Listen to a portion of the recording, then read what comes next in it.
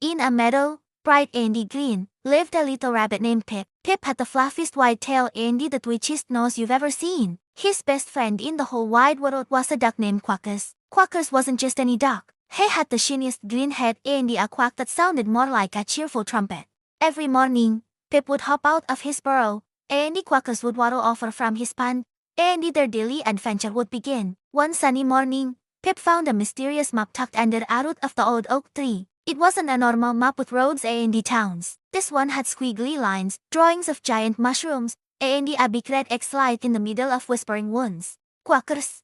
Look, Pip squeaked, his ears standing straight up with excitement. It's a treasure map. Quackers waddled over, peering at the crinkled paper. A treasure? He quacked, his voice booming with curiosity. What kind of treasure? Gold? Shiny pebbles? Or maybe the legendary golden breadcrumb? The thought of a golden breadcrumb made Quacker's tummy rumble with delight. It was said to be the most delicious, crunchiest breadcrumb in the entire world. We have to find it, Pip. We must. And so, their grand quest began. With Pip holding the map and Quackers waddling confidently beside him, they entered the Whispering Woods. The woods lived up to its name. The leaves seemed to whisper secrets as the wind blew through them. Their first clue on the map was a singing stream. They followed the sound of bubbling water until they found a stream that gurgled and babbled so merrily, it truly sounded like it was singing a happy tune. According to the map, they had to cross the stream by hopping on the 5 giggling stones. They looked at the stones in the water. They looked like regular, mossy stones. But when Pip gently hopped onto the first one,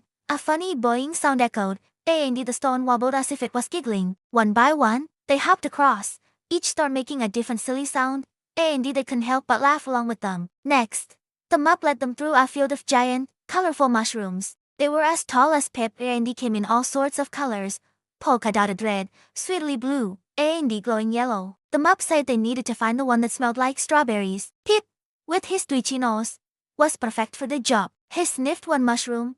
Nope, smells like dampness. He sniffed another. This one smells like rain. Finally, he found a bright pink mushroom. This is it. He cheered. It smells just like a fresh strawberry. Behind the strawberry-scented mushroom, they found another clue, a riddle carved into a piece of wood. It sighed. "I have a bark, but it cannot bite. I stand tall day and night." What me? Pip and Quackers thought had something with bark that doesn't bite. Quackers mused, "A deck that can't bite." Pip shook his head. "No more.